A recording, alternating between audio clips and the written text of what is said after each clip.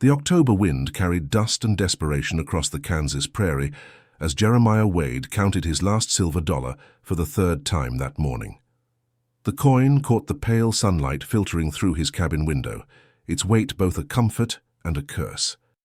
It was all that stood between him and complete ruin, the final remnant of a year that had taken his cattle to disease, his crops to drought, and his hope to the relentless arithmetic of survival.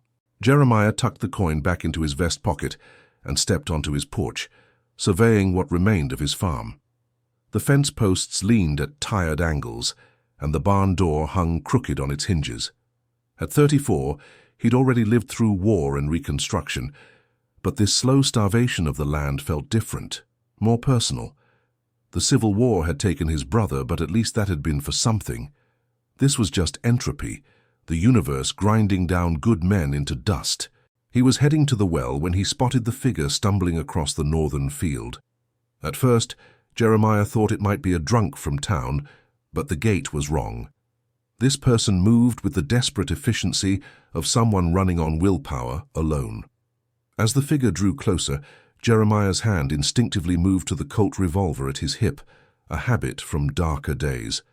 The stranger was a woman, he realized, though her features were obscured by dirt and exhaustion. She wore the remnants of what might have been a fine dress once, now torn and stained beyond recognition. Her feet were wrapped in bloody rags, and she carried a bundle pressed tight against her chest. When she saw Jeremiah, she didn't call out or wave. She simply changed her stumbling trajectory toward him, as if pulled by invisible strings. Jeremiah met her halfway across the field. Up close, he could see she was young, perhaps 25, with features that marked her as different from the German and Irish settlers who populated most of the county. Her skin was olive-toned beneath the dirt, her hair black as coal where it escaped from beneath a tattered shawl. But it was her eyes that struck him most forcefully, dark and luminous, carrying a weight of suffering that seemed too heavy for someone so young. "Please," she said, and the single word carried an accent Jeremiah couldn't place. "My child." Only then did Jeremiah realize the bundle she carried was a baby, so still and quiet, he'd mistaken it for mere cloth. The woman's legs gave out, and Jeremiah caught her before she hit the ground, his arms supporting both mother and child. The baby's eyes were closed, its breathing shallow. "Come on," Jeremiah said, half carrying the woman toward his cabin. "Let's get you both inside." The woman weighed almost nothing, as if starvation had hollowed out her bones. Inside the cabin, Jeremiah settled her on his only chair while he fetched water from the barrel by the stove. She drank greedily, then carefully dripped water onto the baby's cracked lips. The child stirred slightly, a good sign. "Thank you," the woman said when she could speak again. "We have walked many days." "Where from?" Jeremiah asked, though he was already heating what little cornmeal he had left for porridge. "South," she said simply. "From the territory." Indian territory. Jeremiah had heard stories of the chaos there, displaced tribes, white settlers pushing boundaries, and caught in between, people who belonged to neither world. The woman's appearance suggested she might be one of those caught in the middle, perhaps Mexican or Spanish blood mixed with Indian. "My husband," she continued, her voice breaking slightly, "he is dead, killed by men who wanted our land. They said we had no right, that we were—" She searched for the word. "Squatters, but we had papers, legal papers." Jeremiah stirred the porridge, his jaw tightening. He'd seen enough of such legal disputes to know how they usually ended for those without connections or armed backing. "They burned everything," the woman continued. "I ran with Maria." She looked down at the baby. "We have been walking north. People said Kansas was different, that there was work, that people might—" She trailed off. "Might what?" Jeremiah asked gently, spooning the thin porridge into a bowl. "Might see us as human," she finished quietly. Jeremiah handed her the bowl, watching as she fed the baby first, tiny spoonfuls that the child accepted weakly. Only after the baby had eaten what it could did she take any for herself. "What's your name?" Jeremiah asked. "Espiransa," she said. "Espiransa Morales. My husband was Vicente. He was a good man. He worked hard. We bothered no one." I'm sure he was, Jeremiah said. He thought of his own struggles, how even as a white man with legal claim to his land, he was barely surviving. How much harder must it be for someone like Espiransa, caught between worlds, welcomed by none? They sat in silence while Espiransa finished eating. The baby, Maria, had fallen asleep, her breathing more regular now. Jeremiah found himself studying them both, mother and child, and thinking of his brother's wife who died in childbirth while his brother was away at war. The unfairness of it all sat like a stone in his chest. "I can work," Espiransa said suddenly, misreading his silence. "I can cook, clean, mend. I know horses. My father raised them before—" She didn't finish. "I'm not looking for help," Jeremiah said more harshly than he intended. Then, softer, "I can barely feed myself, much less—" "I understand," Espiransa said, struggling to stand. "Thank you for the food. We will go." "Now hold on," Jeremiah said. "I didn't say you had to leave right this moment. Rest a bit. Get your strength." But Espiransa was already rewrapping the baby, her movements quick and practiced. "You are kind," she said, "but I know the look of a man with troubles. We will not add to them." She was at the door when Jeremiah made his decision. Perhaps it was the dignity in her bearing, or the way she'd fed her child first, or simply the accumulated weight of too many people walking past too much suffering. His hand found the silver dollar in his pocket. "Wait," he said. Espiransa turned and Jeremiah pressed the coin into her hand. She stared at it, then at him, her eyes widening.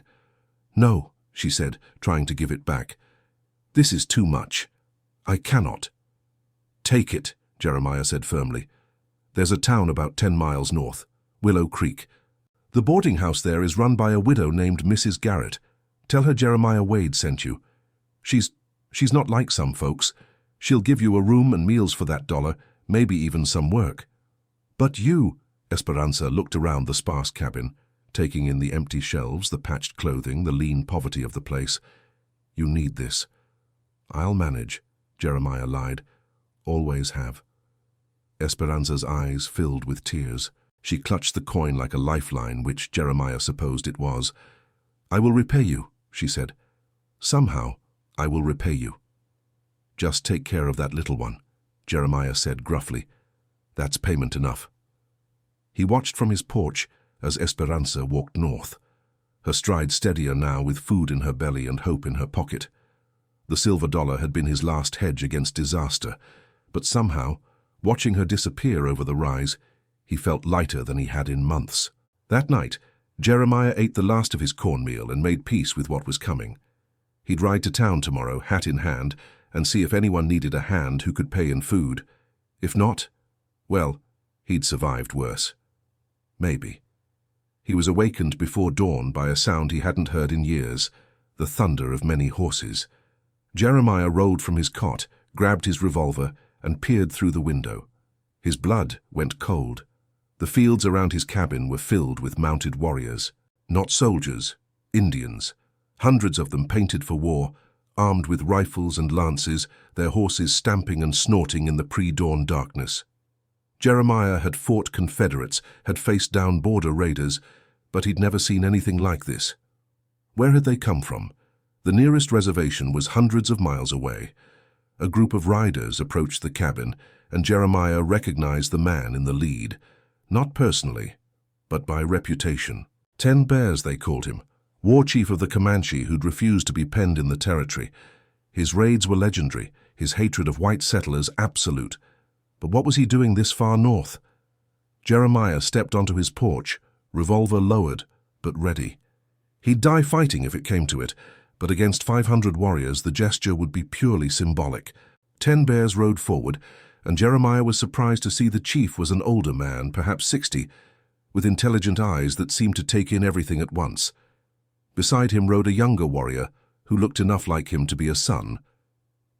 "You are Jeremiah Wade," 10 Bears said in accented but clear English. It wasn't a question. Jeremiah nodded, wondering how the chief knew his name. "You gave your last coin to a woman and child yesterday," 10 Bears continued. Jeremiah's mind raced. How could they know? Had they been watching? "The woman you helped," Ten Bears said, "is my daughter." The words hit Jeremiah like a physical blow. Espiransa, those features he couldn't place, not Mexican, Comanche. "Her mother was Spanish," Ten Bears continued, reading Jeremiah's expression. "Captured as a child, raised as one of us. She died when Espiransa was young. My daughter married a Mexican vaquero against my wishes. Said she wanted to live in the white man's world." His voice carried old pain. "I let her go. Let her try. You see what your world did to her." "I'm sorry," Jeremiah said, and meant it. "When word came that her husband was dead, I sent scouts to find her," Ten Bears said. "They followed her trail here. Watched you give her your last coin when you yourself face hunger." He paused. "This is not the act of the white men I have known." "She needed it more than I did," Jeremiah said simply. Ten Bears studied him for a long moment. Then he raised his hand, and warriors began dismounting, unloading packages from their horses. "What are you doing?" Jeremiah asked. "The Comanche do not let debts go unpaid," Ten Bears said. "You gave my daughter your last coin. We return it 100-fold. The packages contained food, dried meat, pemmican, corn, beans, blankets, tools, even a small bag that clinked with the sound of coins, more wealth than Jeremiah had seen in years. "I can't accept this," Jeremiah said. "How you will accept it?" Ten Bears said, and there was steel in his voice. "Or you insult me and my people." As the sun rose, painting the prairie gold, Jeremiah watched the warriors work. They repaired his fence, straightened his barn door, even patched his roof. It was surreal, like something from a dream. "Your people," Jeremiah said to Ten Bears. "They're not supposed to be here. The army looks for us in the south while we ride north," Ten Bears said with something that might have been amusement. "We will be ghosts before they know we passed." "Why?" Jeremiah asked. "Why risk this for one man who helped your daughter?" Ten Bears was quiet for a moment. "You whites have a story," he finally said, "about a man who helped a stranger on the road. A Samaritan, you call him. We have older stories, about tests the spirits send. Sometimes a god walks as a beggar seeking kindness. Those who give when they have nothing receive everything. Those who turn away the suffering—" He shrugged. "I'm no spirit," Jeremiah said, "just a failed farmer." "No," Ten Bears said. "You are a man who saw my daughter as human when your own kind did not. That is rarer than you know." The younger warrior who'd ridden beside Ten Bears approached, leading a horse. Not just any horse. A magnificent paint stallion, the kind worth a year's wages. "My son wishes you to have this," Ten Bears said. "He says any man who would give his last coin to a stranger should not have to walk." Jeremiah ran his hand along the horse's neck, feeling the power in the animal. "He's beautiful." "He is strong," Ten Bears corrected, "like you will need to be. This land will test you, but you have shown you have the heart to endure." As the morning wore on, the warriors finished their work and began mounting up. Ten Bears wheeled his horse around for one last word. "My daughter goes north to your town," he said. "We will watch. If she is mistreated—" "Mrs. Garrett will take care of her," Jeremiah said. "She's good people. And if anyone gives Espiransa trouble, they'll answer to me." Ten Bears nodded, satisfied. "Then we will not meet again," Jeremiah weighed. "But know this, you have friends among the Comanche. Few white men can say that." "Chief," Jeremiah called as Ten Bears began to ride away, "how do I explain all this?" He gestured at the supplies, the repaired buildings, the horse. For the first time, Ten Bears smiled. "You are a white man. Tell lies. You are good at it." Then they were gone, 500 warriors vanishing into the prairie as if they'd never been. Jeremiah stood among the wealth they'd left behind, trying to process what had happened. He'd given away his last dollar to a stranger, and it had returned to him 100-fold. But more than that, he'd glimpsed something rare, a moment when the artificial barriers between peoples had fallen away, leaving only human recognizing human. The paint stallion nuzzled his shoulder, and Jeremiah laughed, the sound strange after so many months of worry. He had food, supplies, a horse that could be bred for income. He had a chance. 3 days later, he rode the paint into Willow Creek. He found Espiransa at Mrs. Garrett's boarding house, working in the kitchen while Maria played in a basket nearby. When she saw him, her face lit up with surprise and joy. "Mr. Wade, what are you doing here? And that horse—" "Came into some unexpected fortune," Jeremiah said, which was true enough. "Wanted to check that you were settling in okay." "Mrs. Garrett has been so kind," Espiransa said. "She's teaching me to read English better. And there's talk of a teaching position at the Mexican school. They need someone who speaks both languages." "That's good," Jeremiah said. "That's real good." Espiransa studied him, and he saw her father's intelligence in her eyes. "This fortune," she said slowly, "it wouldn't have anything to do with the riders Mrs. Murphy saw 3 nights ago, the ones she swears were Indians." "Mrs. Murphy drinks," Jeremiah said. "Sees all kinds of things." Espiransa smiled. "Of course. How silly of her." They stood in comfortable silence for a moment, watching Maria grasp at dust motes in a shaft of sunlight. "He came to you," Espiransa said quietly. "My father." Jeremiah didn't deny it. "He wanted to make sure you were safe." "He is stubborn," she said. "I chose to leave, to live in this world. He never understood. But he loves me in his way." "Family's complicated," Jeremiah agreed, thinking of his own lost brother. "Mr. Wade," Espiransa said, "what you did, giving me that $1. "It was just $1, Jeremiah said. "No," she said firmly. "It was everything. You had nothing and gave half. That is not just $1. That is—" She searched for the word. "That is grace." Jeremiah felt uncomfortable with the praise. "Well, it worked out." "Yes," Espiransa said, and there was something knowing in her smile. "Kindness has a way of doing that." Jeremiah tipped his hat and left, but he found himself returning to town more often after that. To check on Espiransa and Maria, he told himself, to buy supplies with his newfound wealth, but also for the conversation, the connection with someone who understood what it meant to be caught between worlds. Winter came early that year, but Jeremiah was ready for it. His barn was full of feed, his larder stocked, his cabin warm. The paint stallion had attracted attention from other farmers, and come spring, he'd have colts to sell. The future, which had looked so bleak, now held promise. On Christmas Eve, he rode to town through gentle snow. Espiransa had invited him for dinner, and Mrs. Garrett's boarding house was warm with lamplight and laughter. The widow had taken to Espiransa like a daughter, and Maria had become the darling of the establishment, passed from arm to arm and spoiled by every resident. "She's growing so fast," Jeremiah said, watching Maria pull herself up on furniture, determined to walk. "Like prairie grass after rain," Espiransa agreed. She wore a new dress, simple but clean, and her teaching position had put color back in her cheeks. "Mr. Wade, Jeremiah, I have been thinking." "Dangerous habit," Jeremiah said, trying for lightness. "About debts," she continued. "My father repaid you in his way, but I still owe you mine." "You owe me nothing," Jeremiah said firmly.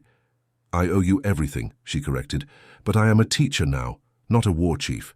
I cannot repay you with horses and gold." "Espiransa, so I will repay you with this," she said, and handed him a small package wrapped in brown paper. Inside was a photograph, the expensive kind from the studio in town. It showed Espiransa and Maria, both clean and well-dressed, smiling at the camera. On the back, in careful script, were the words, "For Jeremiah Wade, who saw us when we were invisible. With eternal gratitude, Espiransa and Maria Morales." Jeremiah stared at the photograph, his throat tight. "This must have cost—" "A week's wages," Espiransa said. "Worth every penny. You gave us life, Jeremiah. The least I can do is give you proof that your kindness mattered." Later, as he rode home through the snow, the photograph tucked safe in his jacket pocket, Jeremiah thought about the strange turns life could take. A year ago, he'd been a broken man watching his dreams die in drought and disease. Now he had a future, friends, a purpose, all because he'd given away a silver dollar he couldn't afford to lose. The paint stallion picked his way carefully through the drifts, and Jeremiah let him choose the pace. There was no hurry. For the first time in longer than he could remember, he had nowhere urgent to be, no crisis to manage. Just a warm cabin waiting, a good horse beneath him, and the memory of laughter and light to carry him through the winter dark. He thought of 10 Bears, somewhere out on the prairie with his people, trying to preserve a way of life that the world seemed determined to destroy. He thought of Espiransa, building a new life from the ashes of tragedy, teaching children who, like her, were caught between languages and cultures. He thought of all the small kindnesses that held the world together, invisible threads of compassion that connected stranger to stranger, heart to heart. The cabin came into view, smoke rising from the chimney he'd repaired with his own hands. Home, not just a place to survive anymore, but a place to live. In the barn, chickens roosted in the warmth, gifts from neighbors who'd noticed his change in fortune and wanted to contribute. His root cellar was full of preserves from Mrs. Garrett, who insisted on paying him for the vegetables he brought her, then gave them back transformed. This was how community worked, Jeremiah realized. Not the grand gestures of war chiefs and warriors, though those had their place, but in the daily choices to see each other, to help when help was needed, to give when giving was hard. $1 to a desperate woman, a job to a widow, a chance to a stranger. He unsaddled the paint and brushed him down, taking his time. The horse had been named Gift by the children in town, and it fit. Everything in his life now felt like a gift, unearned and precious. That night, Jeremiah sat by his fire and took out the photograph again. Espiransa and Maria smiled up at him, captured in silver and light. He propped it on the mantel, where he could see it each morning when he woke. A reminder that kindness was never wasted, that what seemed like an ending could be a beginning, that sometimes the smallest acts created the largest ripples. Outside, snow continued to fall, blanketing the prairie in clean white. Somewhere out there, 10 Bears and his warriors rode beneath the same sky, fighting their own battles for survival and dignity. In town, Espiransa tucked Maria into bed, singing lullabies in 2 languages, building bridges with every word. And here, in a cabin that had once echoed with despair, Jeremiah Wade sat in warmth and plenty, understanding at last that wealth wasn't measured in coins, but in connections, not in what you held, but in what you were willing to give away. The fire crackled, sending sparks up the chimney like prayers. Jeremiah closed his eyes and listened to the wind, the settling house, the quiet breath of a world at peace. Tomorrow would bring its own challenges. The spring would test his farming skills. The town would continue to wrestle with its prejudices. The larger world would keep turning, grinding out its harsh truths. But tonight there was this: a full belly, a warm fire, and the knowledge that one desperate October day he'd chosen compassion over survival and found that they were, in the end, the same thing. 10 Bears had been right. The spirits did test people, though perhaps not in the way the old chief meant. They tested whether humans could see past their own need to the greater need around them, whether they could open their hands when every instinct said to close them. Jeremiah had passed that test without even knowing he was taking it. And in passing, he discovered the great secret that connected all people across all boundaries, that in giving, we receive. In emptying ourselves, we are filled. In choosing love over fear, we find that love returns to us 100-fold, carried on the hands of strangers who become family, enemies who become friends, and moments of grace that transform ordinary lives into something approaching the sacred. The photograph watched from the mantel as Jeremiah banked the fire and prepared for bed. Tomorrow he would ride to town again, bring vegetables to Mrs. Garrett, visit Espiransa and Maria, continue building the life that had grown from $1 silver and a moment of clarity.